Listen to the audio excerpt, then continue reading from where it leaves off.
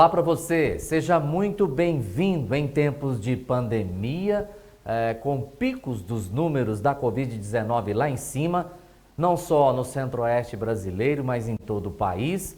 A política também não deixa de reinar no noticiário. E essa semana pega fogo, especialmente com a decisão tomada lá no início da semana pelo ministro do Supremo Tribunal Federal, Edson Fachin, que anulou todo o processo contra o ex-presidente Lula na Vara Federal de Curitiba. Tudo isso será transferido ou já está sendo transferido para Brasília. Esse assunto nós vamos discutir agora, vamos analisar agora com você. Está aqui com a gente na bancada o Wilson Silvestre. Tudo bem, Wilson? Legal? Olá, Murilo, mais uma vez aqui. Estamos aqui para debater esses assuntos que impactam, fogo, impactam na nossa vida e também dos nossos internautas. Bem lembrado, tem gente que fala assim, eu não gosto de política, né? Mas tudo lá da política tem reflexo aqui na economia, na saúde, na educação, na segurança pública, no meio ambiente, na cultura e por aí vai, no esporte, né? Tudo tem influência. São as decisões políticas que movem toda a sociedade. Não existe na história da humanidade nenhuma civilização que floresceu e cresceu sem a interveniência da política e seus agentes, evidente. Muito bem, nesse debate, nessa análise, um convidado especial aqui no Hoje News, a gente vai acionar aqui agora no nosso telão, é o Paulo Goiás. Ele tem Goiás até no nome, tem uma atuação destacada no direito em Brasília, né? Especialista em direito eleitoral, é especialista em outras áreas, em outros ramos do direito, já morou em Porto Alegre, mas já está em Brasília há mais de 40 anos, né? Mas é goiano, né? Assim como o nome Goiás, gente, naquela grafia antiga, né? Da língua portuguesa antiga, com Y e Z no final. Paulo Goiás, exato. Seja bem-vindo, muito obrigado pela participação aqui no Hoje News. Eu é que agradeço a oportunidade de estar com vocês, com os nossos internautas, que é sempre um prazer estar dividindo a companhia com o Wilson Silvestre e com você.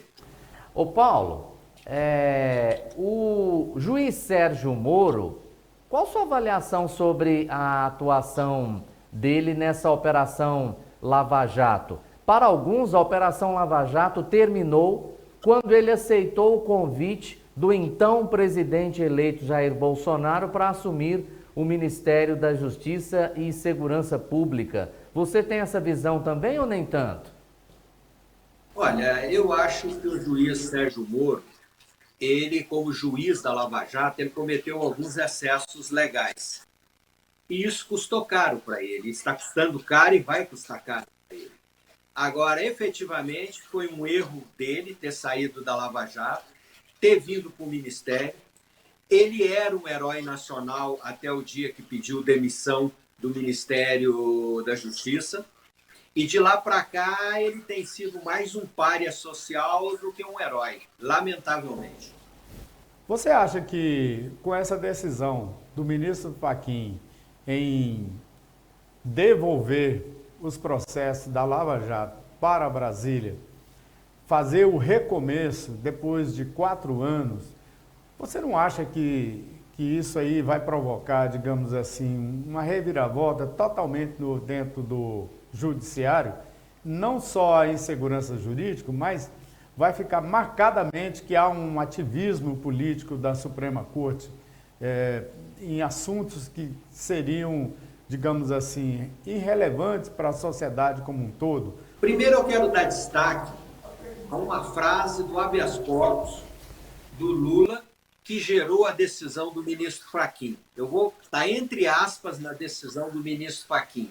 Disse o Lula: não há correlação entre os desvios praticados na Petrobras e o custeio da construção do edifício e das reformas realizadas no triplex, feitas em benefício e recebidas pelo paciente. No caso aqui, o paciente é Lula. O que quer dizer isso?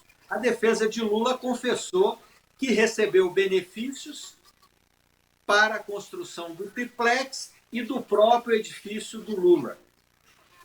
Agora, vamos aos fatos. O ministro Fachin, ao julgar em sede de embargos de declaração, e olha que isso aí é uma situação processual grave, ele anulou todas as decisões de 3 processos proferidas pelo juiz da 13ª Vara de Curitiba, não é só Sérgio Moro, e determinou que os processos fossem para o juiz federal de Brasília.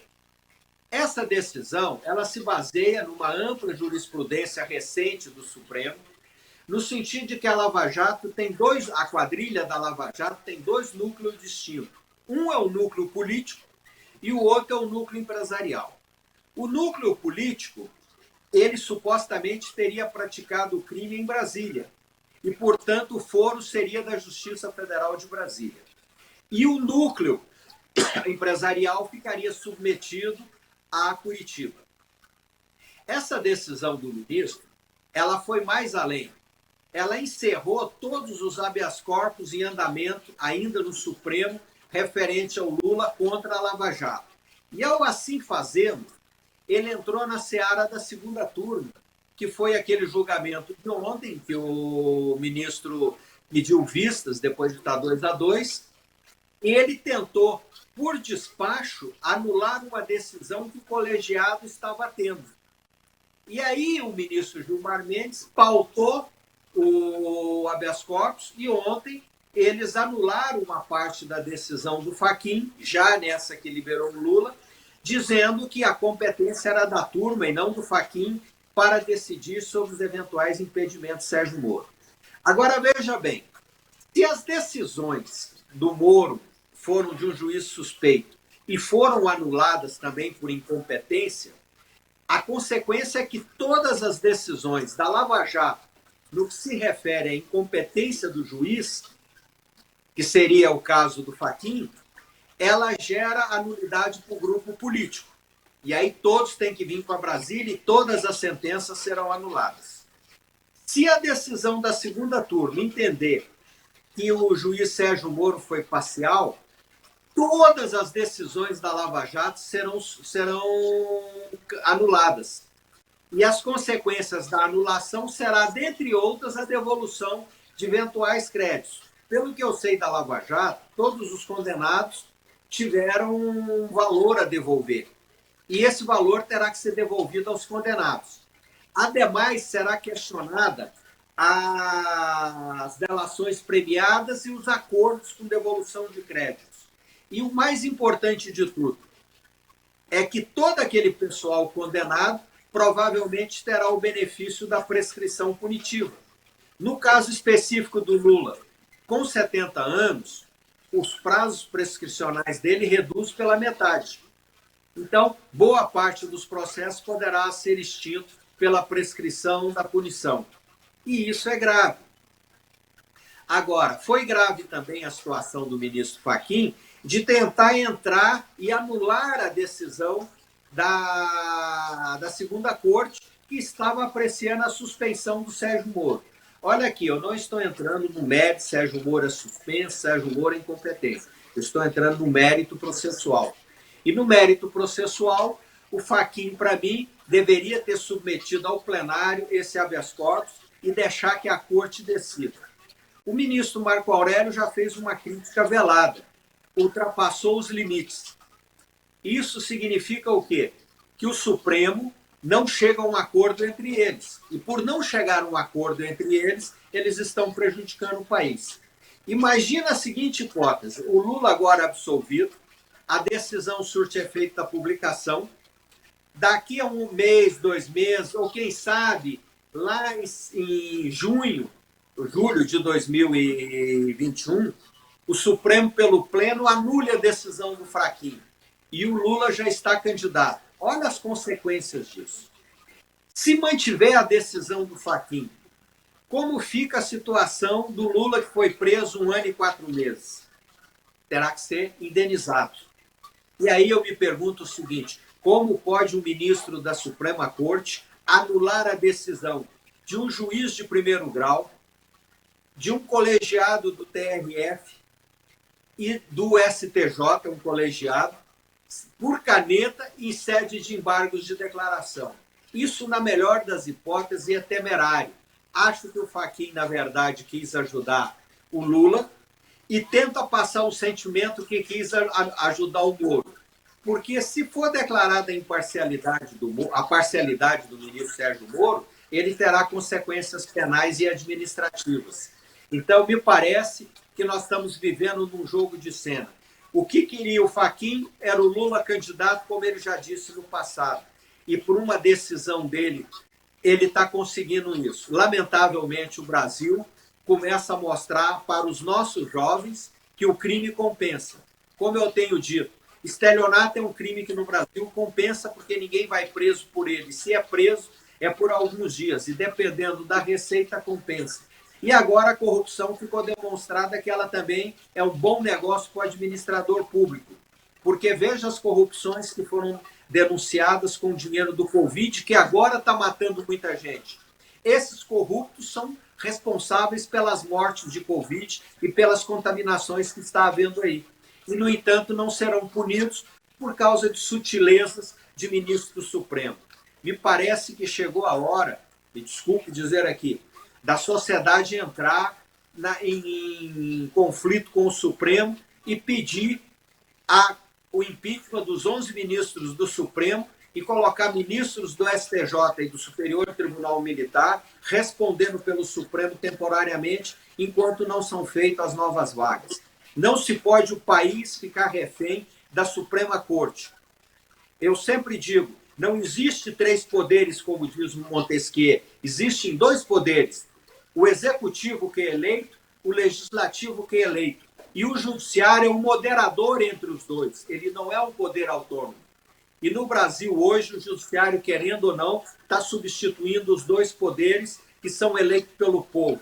Eu entendo que se o ministro Barroso, se o ministro Fachin, qualquer outro ministro do Supremo quer adentrar na política, o Gilmar Mendes também, renuncie o cargo e dispute uma eleição, vá para o Congresso ou para a presidência da República. E não fique como juiz emitindo juízo de valor sobre decisões políticas, sobre decisões econômicas que não são da seara deles. Pelo que você disse aí, você acha que nenhum dos 11 ministros do STF, nenhum se salva? Bom, eu te digo o seguinte, eu sou fã do ministro Marco Aurélio. Acho que o ministro Marco Aurélio ele tem um posicionamento, é dele, e eu respeito. Os outros ministros, de um modo geral, decidem o sabor dos ventos. Vamos olhar aí o ministro Alexandre de Moraes, o inquérito do fim do mundo. O que é o inquérito do fim do mundo? Alguém denunciou o ministro abriu uma ação contra ele, o ministro é o instrutor da ação e o ministro é o julgador da ação. Ou seja, a vítima instrui o processo, julga e condena. O que é isso? Isso é uma agressão à Constituição e à democracia brasileira. Já era hora do senhor Alexandre de Moraes ter sido afastado do Supremo Tribunal. Aonde é que está o presidente do Senado que não leva à frente o julgamento dos pedidos de impeachment do ministro do Supremo? Naquela corte, há muito desvios e muita discussão. O que eles querem, na verdade, é assumir o comando político do país. E eles não foram eleitos para isso.